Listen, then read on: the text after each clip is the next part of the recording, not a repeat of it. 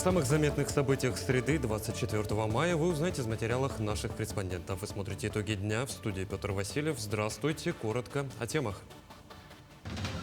За мужество, отвагу и стойкость Владимир Путин вручил звезду Героя России якутянину Александру Колесову. Объединить усилия по реабилитации раненых военнослужащих. Якутия, военный госпиталь имени Вишневского подписали соглашение о сотрудничестве. В республике утвердили правила паромных перевозок. Изменения коснулись только владельцев легковых автомобилей. В Ленске началась вакцинация собак и кошек от бешенства. Прививки ставят абсолютно бесплатно. Эксклюзивные вещи с уникальным якутским колоритом. Модельер из Мирного создал свою линию одежды. Президент России Владимир Путин вручил в Кремле государственные награды. Золотую звезду Героя России получил и командир якутского добровольческого отряда «Ботур-1» Александр Колесов. Сразу после церемонии с ним встретилась наша съемочная группа. Подробности в следующем материале. Звание Героя Российской Федерации присвоено Колесову Александру Гаврильевичу, командиру отряда добровольцев «Батур-Барс-2», Республика Саха, Якутия.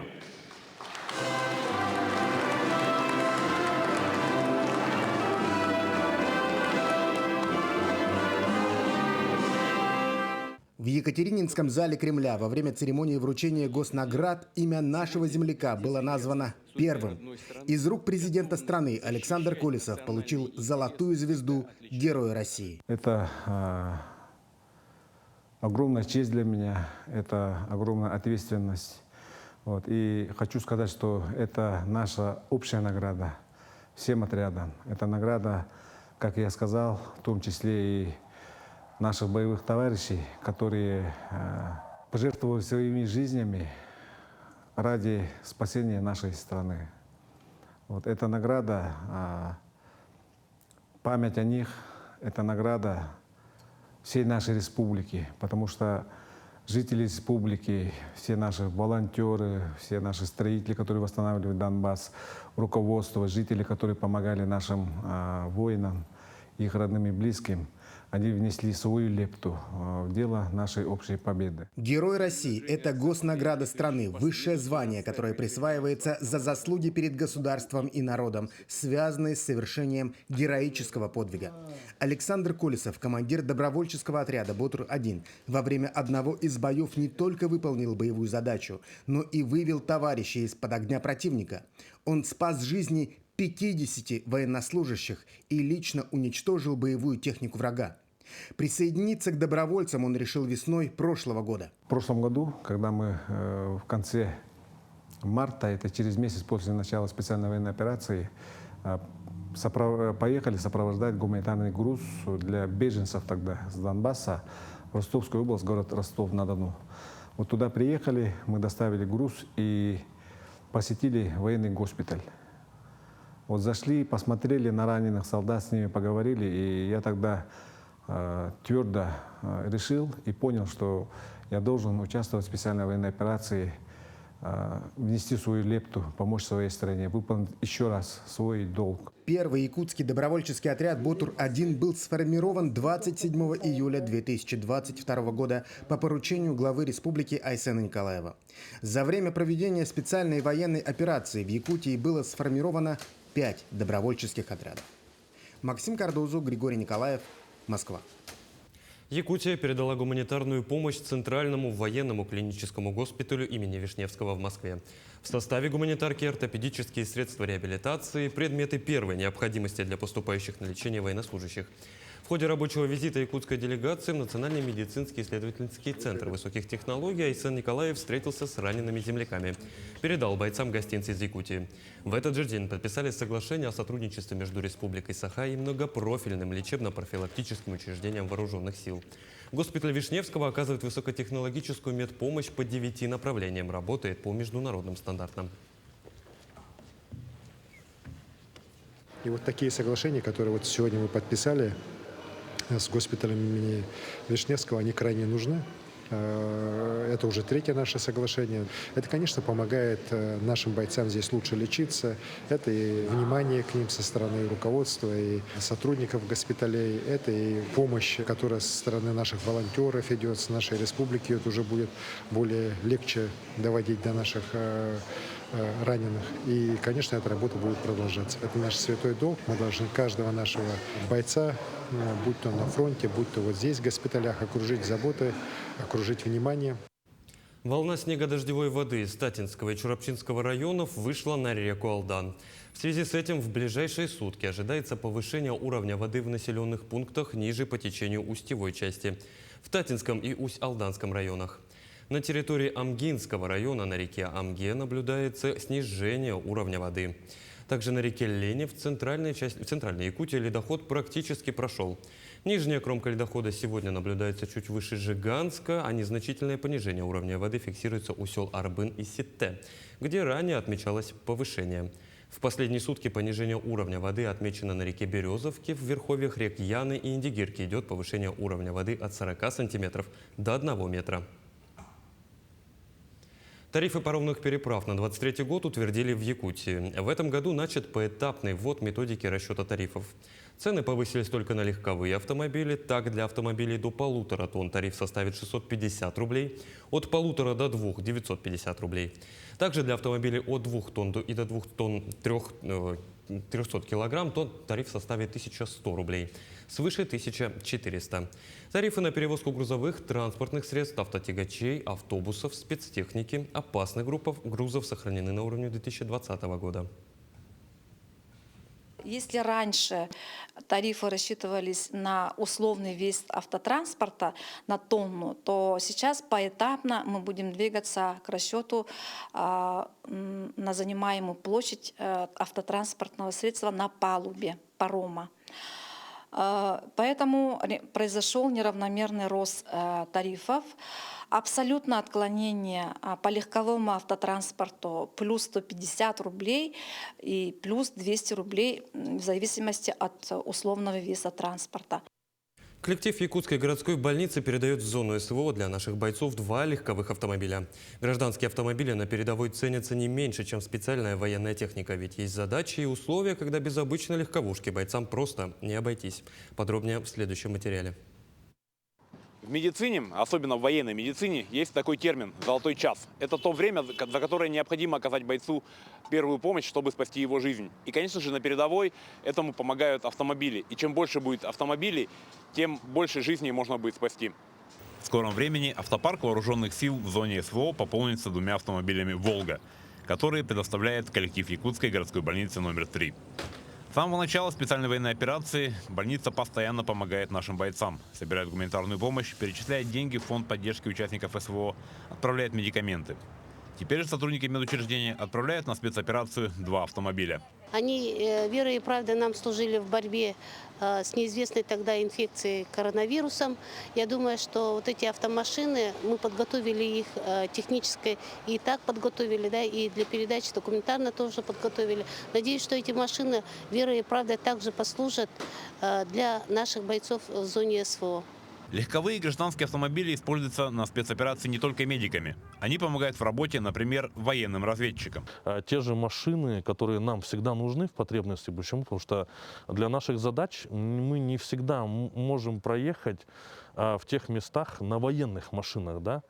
То есть есть определенные моменты, когда военная машина, с определенными знаками, то есть вы понимаете, да, о чем я говорю, что это может быть КАМАЗ, либо это специализированная техника, просто не может там пройти, ее будут ждать.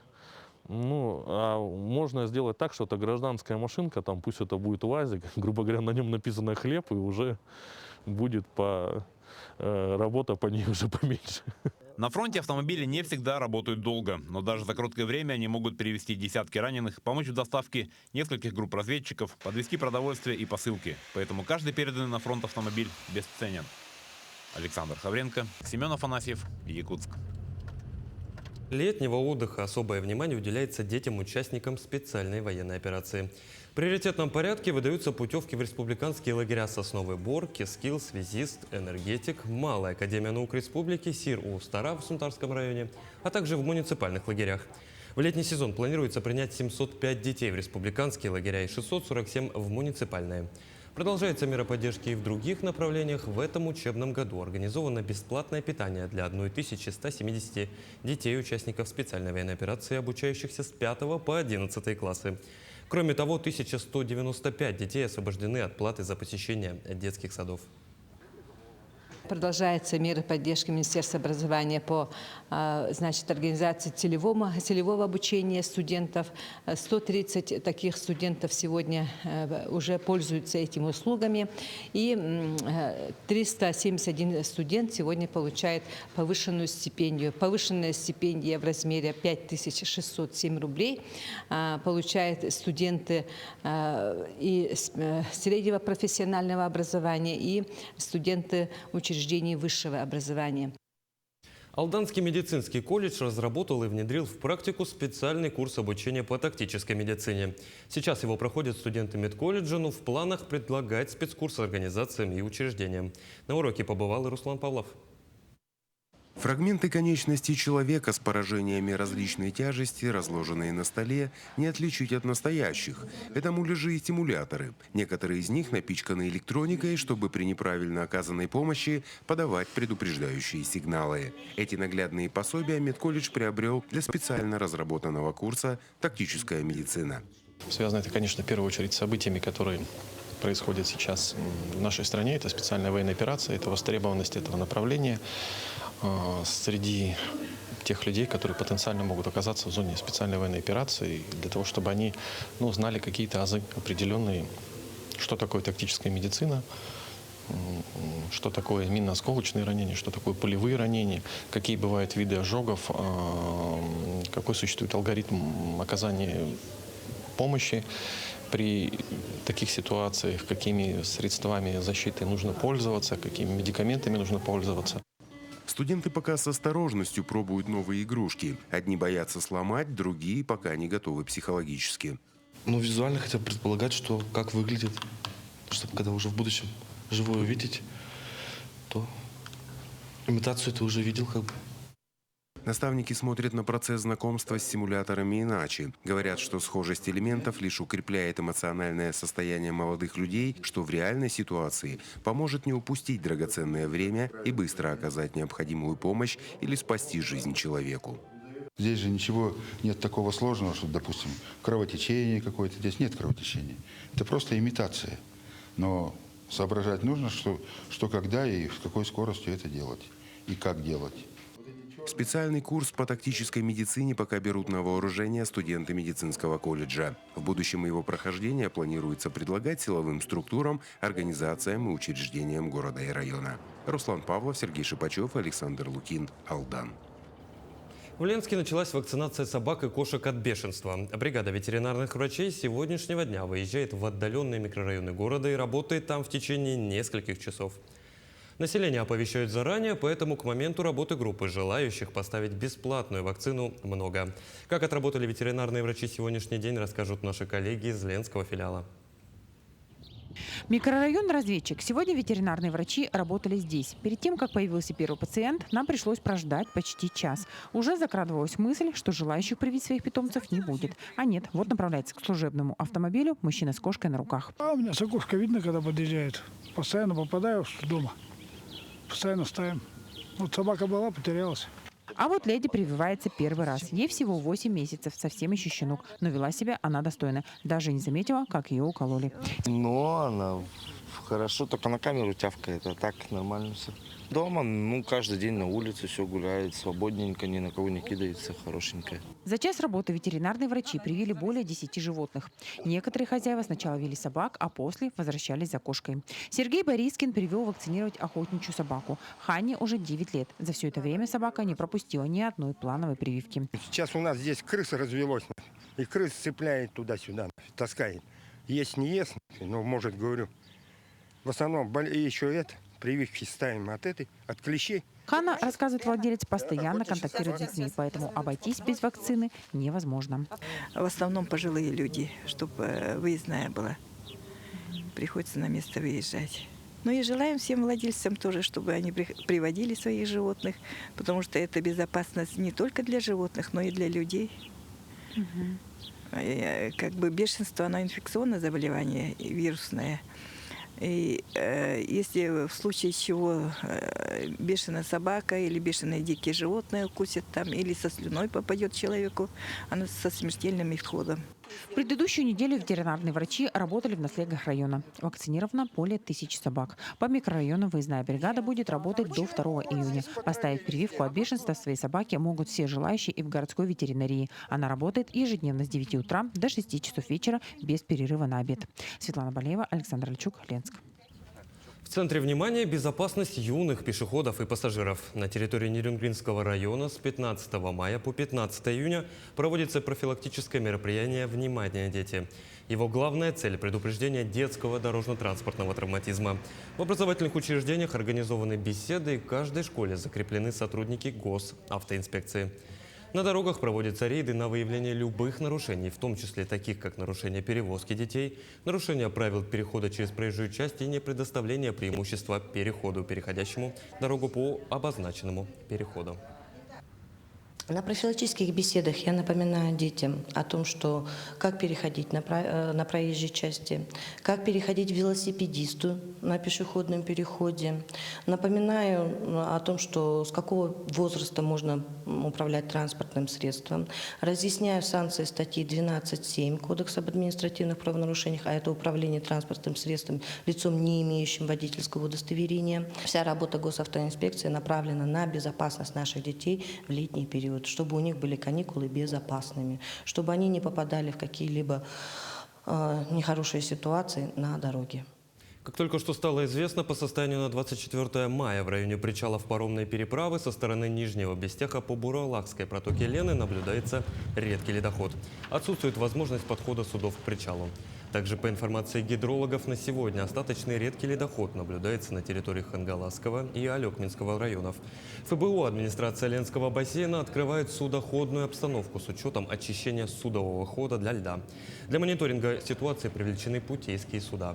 С учетом сложившейся гидрологической обстановки на реке Лени и для обеспечения безопасности перевозок работа паромной переправы запланирована на 26 мая после прохождения льда.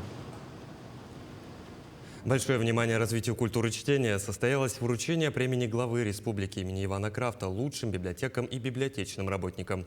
Также в преддверии Дня библиотек были определены первые обладатели знака Министерства культуры Якутии.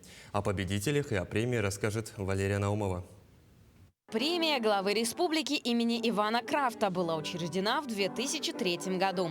На протяжении 20 лет ежегодно выявляются лучшие библиотеки и библиотечные работники, меценаты и попечители и те, кто внес большой вклад в развитие библиотек республики. Премия является высшим признанием особых заслуг. Это награда, работа не только одного человека, это заслуга всех моих коллег и моей команды. В маленьком наследии модельные библиотеки, они являются центром досуга для семей, для населения и являются центром информационного обслуживания.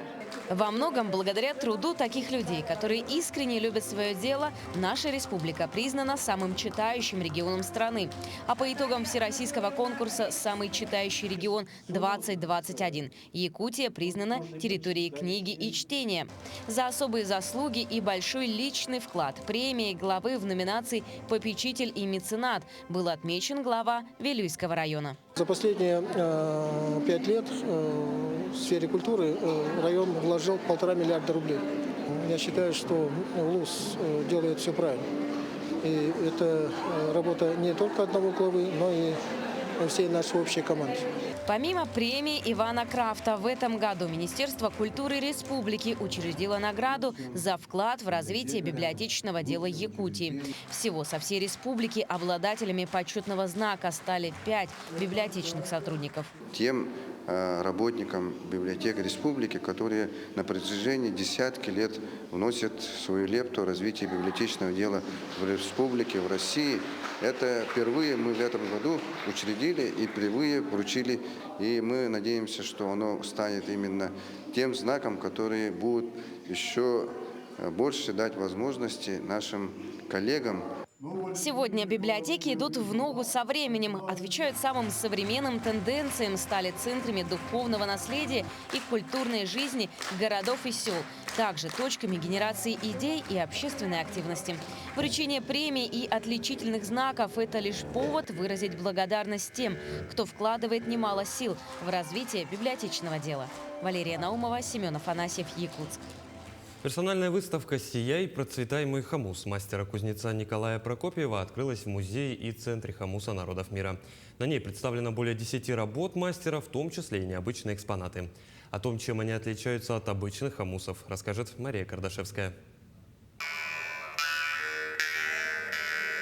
Любовь к хомусам у Николая Прокопьева началась еще в детстве. Его отец был кузнецом, а мама играла на изготовленных отцом хомусах. Николай Ефимович всю жизнь работал в якутской алмазной компании. Он ветеран Алроса.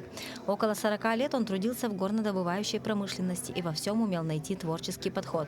Дело для души, как называет свое кузнечное дело Николай Прокопьев, он никогда не оставлял.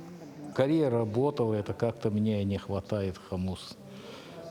Хомусы делал, ножи делал, перехожу, руки чешутся, как хобби такое было, все равно не бросал это дело. Хоть на разных должностях работал, после, как горный специалист, хоть вырос до заместителя начальника по производству, но все равно по ночам руки чешутся, и вот так мастерил и свои хомусы. Главной идеей своей работы Николай Ефимович считает эксперименты. Ведь он изготавливает хомусы не просто по давно известной и отработанной технологии. Он представил свои авторские работы, среди которых хомусы с корпусом из сплавов цветных металлов. Они украшены якутскими самоцветами собственной огранки. 9-й год как на пенсии, и все это домашняя мастерская стала лабораторией по хомусу, экспериментирую. Характер такой, одно сделал, там сейчас хочется что-то изменить, другое, экспериментирую, короче. И вот эти самоцветами так воспользоваться надо с моментом, не моментом. А так получилось, что с камнями делать, ну красиво же. Кроме того, на выставке представлены 4 совершенно необычных хомуса. Они имеют механизм изменения тональности, что может позволить обыграть десятки возможных комбинаций. Играю на хомусе уже 11 лет. На таком хомусе я вот впервые играю. Уникальность этого хомуса заключается в том, что можно менять тональность этого хомуса. То есть, если вот поместить, да, вот эту штуку вот сюда, тональность идет вверх. А если вот сюда, вниз. А также, ну, этот хомус, мы обычно хомус держим вот так, да? А этот хомус держим вот так, то есть по-другому держим. И, конечно же, во время игры мы меняем вот эту штуку, да? Выставка продлится до 7 июня. В это время все желающие смогут узнать технологические секреты изготовления инновационных музыкальных инструментов, посмотреть авторские фотоматериалы изготовления хомусов и просто окунуться в мир звуков и традиций. Мария Кардашевская, Илья Сыромятников, Якутск. Художник-модельер из Мирного Лев Колесов создал свою линию одежды под брендом «Икки», что в переводе означает «две». В скором времени дизайнер собирается открыть свою собственную мастерскую, где будет шить эксклюзивные вещи бренда с якутским национальным колоритом. Подробнее смотрите далее. Свой путь к профессии модельера Лев Колесов начал с детства. Он с малых лет вырос, наблюдая творчество своих родителей. И, наверное, именно это послужило будущей профессии модельера. Я всегда их называю солдатами универсальными. Если надо, и споют, и станцуют, и напишут. И отец у меня народный мастер, он художник.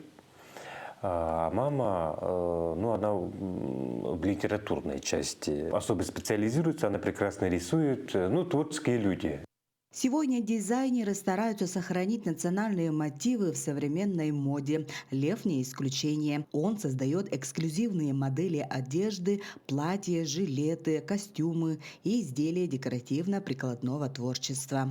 Специализируюсь в основном на стилизованные якутские наряды. То есть, это и платье, легкое пальто, жилеты, в общем, все предметы гардероба, женского гардероба, но с уклоном и со стилизацией на якутскую тему. Получив бесценный опыт, работая в разных предприятиях, модельер решил уйти в свободное плавание и создать свою линию одежды.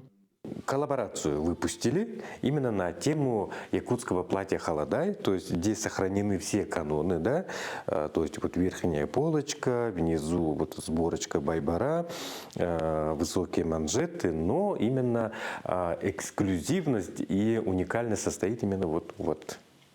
Смотрите, какая красота. Это вот двухцветное платье халадай. У каждого платья есть название. Это платье сметана с голубикой. Вот. Смотрите, какая красота. В дальнейшем у модельера очень много планов. Совсем скоро он планирует открыть свою собственную мастерскую, где будут сшить эксклюзивные стилизованные вещи бренда ИККИ с национальным колоритом. Анна Васильева, Мирный. На игры Дегына, которые пройдут в рамках цеха Туймады, в этом году соберутся самые сильные многоборцы республики. По итогам чемпионата региона по многоборью и 2 отборочных этапов в финальную часть игр Дегына отобрались 12 спортсменов. Как и в прошлые годы, главным спонсором соревнований выступит строительная компания «Прогресс». Предыдущие 3 года директор Алексей Пенигин вручал в качестве главного приза 1 миллион рублей. В этом году он хочет удвоить сумму главного приза, о чем рассказал нашему телеканалу. Это к этому часу. До новых встреч!